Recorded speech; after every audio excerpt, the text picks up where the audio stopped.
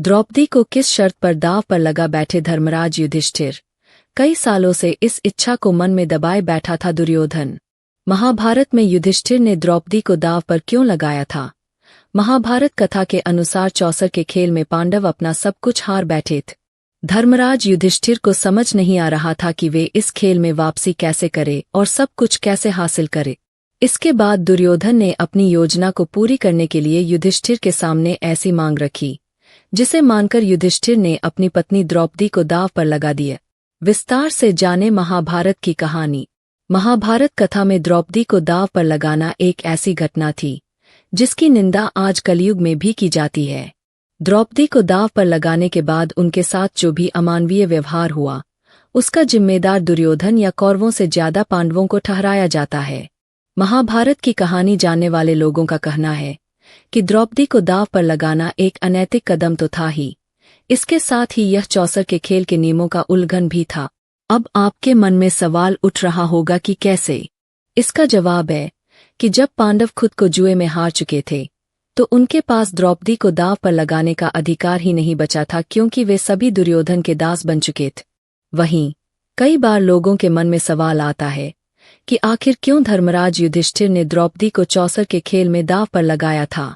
आइए जानते हैं उस शर्त के बारे में जिसके कारण युधिष्ठिर द्रौपदी को दांव पर लगाने के लिए राजी हो गए थे।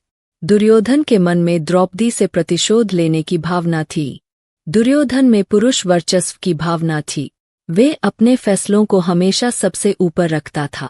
उसे अपनी मां गांधारी से बहुत स्नेह था, लेकिन दुर्योधन अपनी मां को हमेशा ही एक कमजोर महिला समझता था, इसलिए गांधारी के समझाने बुझाने पर भी उनकी बातों या फैसलों को अनदेखा किया करता था। दुर्योधन ने भानुमती नाम की राजकुमारी से भी उसकी मर्जी के बिना विवाह किया था।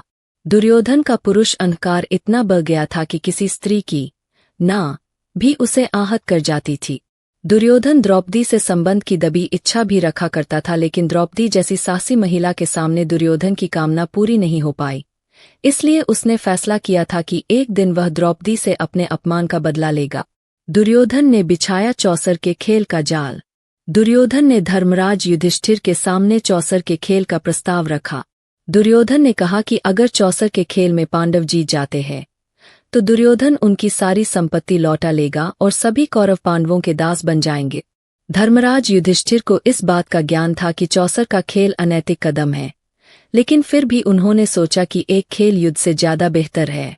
उस समय युधिष्ठिर को इस बात का ज्ञान नहीं था कि दुर्योधन एक खेल के माध्यम से पांडवों की संपत्ति के साथ मान सम्मान को भी लूट लेगा। इसलिए उन्होंने श्रीकृष्ण से बिना बुलाए सभा में न आने का वचन लिया और अन्य भाइयों के साथ चौसर खेलने चल दी। शकुनी के इशारों पर चलते थे पासे। महाभारत की कहानी के अनुसार चौसर के खेल में जिन पासों का उपयोग किया गया था वे शकुनी के पिता की रीत की हड्डियों से बने हुए थे, इसलिए शकुनी के इशारों पर चला करते थे। यही कारण था कि शकुनी हमेशा चौसर के खेल में जीत हासिल करता था। शकुनी के भरोसे पर ही दुर्योधन ने युधिष्ठिर सहित पांचों पांडव को चौसर खेलने के लिए आमंत्रित किया था। जब चौसर का खेल शुरू हुआ तो पांडव ने बारी बारी से कई मूल्यवान चीजों को दांव पर लगाया, लेकिन हर बार पांडवों के हाथ हार ही लगती। पांडवों ने खुद को भी दांव पर लगा दिया, लेकिन फिर भी उनके हाथ निराशा ही लगी और कौरवों के दास बन बैठे। दुर्योधन ने द्रौपदी को अपमानित करने के लिए रचा था खेल। चौसर का खेल एक तीर से दो निशाने की तरह था। दुर्योधन एक तरफ पांडवों से सब कुछ छीन लेना चाहता था, तो वहीं दूसरी तरफ दुर्योधन द्रौपदी को अपमानित भी करना चाहता था। इसलिए दुर्योधन ने धर्मराज युधिष्ठिर को द्रौपदी को दांव पर लगाने के लिए कहा। धर्मराज युधिष्ठिर पहले हिचके, लेकिन फिर दुर्योधन ने उन्हें खेल के नियमों के बारे में याद दिलाए। चौसर एक बुराई है, इसलिए बुरे काम में हिस्सा लेने के कारण धर्मराज युधिष्ठिर की विवेक शक्ति और आत्मबल कमजोर पड़ गया, जिससे वे कुछ भी सोचने समझने की स्थिति में नहीं रह। दुर्योधन की इस शर्त को मानकर धर्मराज युधिष्ठिर ने द्रौपदी को दांव पर लगा दिया। दुर्योधन ने धर्मराज युधिष्ठिर के सामने शर्त रखी कि अगर वे द्रौपदी को दांव पर लगाएंगे तो जीत जाने पर वे पांडवों को पूरा राज्य और सिंहासन लौटा देगा। इसके साथ ही कौरव पांडवों के आजीवन दास बनकर रहेंगे। युधिष्ठिर को इस शर्त में सब कुछ वापस प्राप्त करने की आशा दिखी, इसलिए उन्होंने द्रौपदी को दांव पर लगा दिया। इसके बाद जो भी हुआ उसे देखकर पांडव अपमान का घूंट पीकर रह गए और पूरी सभा लज्जित रह गई। महाभारत के इस स्याह इतिहास की चर्चा आज कलयुग में भी की जाती है। दोस्तों, आपको यह जानकारी कैसी लगी कमेंट करके जरूर बताएं। वीडियो पसंद आया हो तो लाइक करें और ऐसी ही और भी बहुत सारी कहानियों, कथाओं एवं जानकारी को सुनने के लिए चैनल को सब्सक्राइब जरूर करें। धन्यवाद।